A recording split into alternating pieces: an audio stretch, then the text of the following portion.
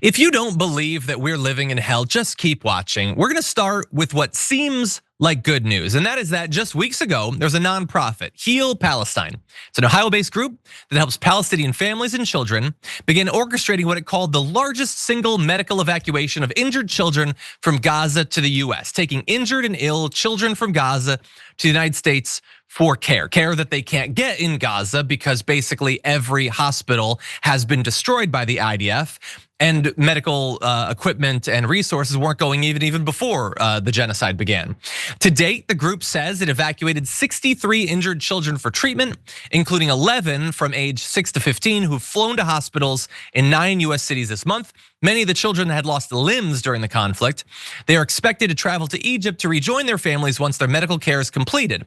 So to be clear, they come here, they get the treatment that they need, and then they go back. They don't stay here. And it's important for me to point that out because if somebody utterly deranged, a demon wearing something that kind of looks like a human, were to decide that they don't want these kids to get that care, as evil as that would already be, imagine how much more evil it would be if they were to spread the lie that those kids are getting to stay here forever, which I guess would be a bad thing.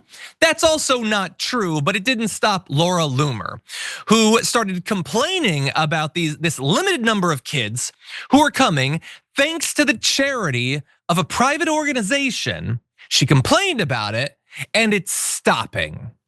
It's stopping now thanks to her. So Laura Loomer she transitioned very gradually from fighting with Marjorie Greene, calling her a harlot, talking about what her genitals look like, to then saying, hey, those kids, the kids that Israel blew the legs off of, no, they don't get to come here. I don't want them in America.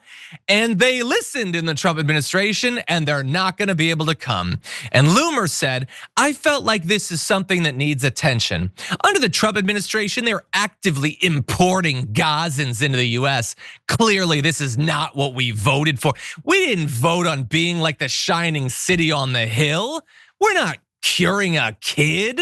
We're not saving a life. No, we let them die there. We assist in the genocide. That's evidently what they voted for. So if you ever declare MAGA to be xenophobic or racist or Islamophobic, it's not really you saying that, that's Laura Loomer saying that. She called this a national security threat, that the kids, the amputee kids, were a national security threat. Because never forget, MAGA is more terrified every waking moment than you've ever been in your life. And Marco Rubio listened and he's stopping the visas. And I just wanna show you one thing. This is a tweet from Steve Sosaby. He says, these are the kids that we bring for medical care. They cannot get back in Gaza. 4-year-old Adam lost his leg and parents in a bombing. And 2-year-old Cedra came for orthopedic surgery and will be fitted with artificial legs. He's actually the guy that founded that organization. And TDR, we kind of trade in dark realizations. Here's a dark realization for you. That guy who brings kids from a genocide to save their lives, you've never heard of him before. And after this segment, you're never gonna hear of him again. That hero, that angel, has no influence over the government or its policy. Laura Loomer does. She decides who has a job. She decides who gets visas based on the boiling, oily, toxic, poisonous bile that makes up everything inside of her skin. Based on hatred and fear and suspicion and jealousy, she has control for whatever reason. Because for some reason she has an audience, although I can't understand why a person would listen to her for even a second. I don't know, maybe because of whatever happened between her and Trump on those planes. I don't know why she has influence. But we've set up our society in a way that she decides who lives and dies, not people like that, charitable people who set up organizations to save kids' lives. JR, what do you think? This is the weaponization of our stupidity and extreme fear. Exactly what this country was built on. The fear of the other, the dehumanization of the other, so much so that if after committing this kind of genocide on these folks, these babies are seen as a threat to these weak people's lives. They don't actually believe that.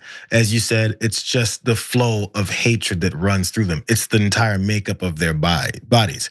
So again, this whole thing was set up before about how we allowed American children that we see as enough of another to be shot up in schools. And then our leaders go, we're not gonna do anything about it. Thoughts and prayers, F those kids. This has been set up for years. So if you can dehumanize people enough and see them as something that's a threat to you, you'll allow people like Laura Loomer to be the decision maker on things like this to be stopped. This is also the same party that was saying when they're denying people any kind of universal health care or general access to things that we all pay for with our taxes. When we've allowed them to say, yo, churches and charitable organizations should be the things that pay for people when they fall by the wayside or they fall on hard times. Remember that whole line from Republicans for years? Now when there's charitable organizations that do it, let's end that too, because what we don't want is charity. What we don't want is help for people who we've put in these situations. Children who's lost their limbs and they won't point out from doing what? Just trying to maybe get some scraps of food that these same people who are committing this genocide are waiting for them to stick their necks out enough so they can fire at them like target practice. These are the same people. I feel like people should start realizing that we're the evil country in this world. And if you see any other country doing this, what else would we call it?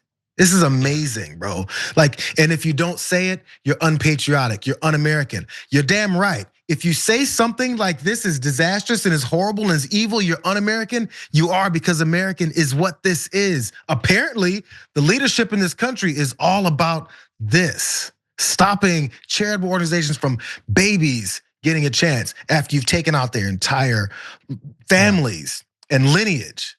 Bro, this is amazing. Yeah, I just, I'm an atheist. I don't believe in supernatural stuff or whatever. So I guess on a certain level, I suppose I don't believe in evil as a force, but sometimes I don't know what other term to use. I thought that I had a good vocabulary. It's just evil. She's just one of the most evil people. And people in the chat are like, she doesn't have an official position in the administration. I didn't say that she did, but she does determine what happens in it. And that is indisputable at this point. Rubio's not even denying it, by the way, that this is a result of what she said. And by the way, back in 2017, she wrote a social media post cheering that 2,000 refugees drowned in the Mediterranean trying to flee the wars in the region. She cheered 2,000 deaths. And I just think about the people who post memes about Luigi Mangione and how they're like, tut. How could you post a meme? She cheered 2,000 people, men, women, the elderly, children, drowning to death while trying to flee violence that in many ways America has contributed to for literally decades. And she has influence, she has power in our government. I don't know how a society lasts when it has fallen to these base, cruel, dark levels. I don't know.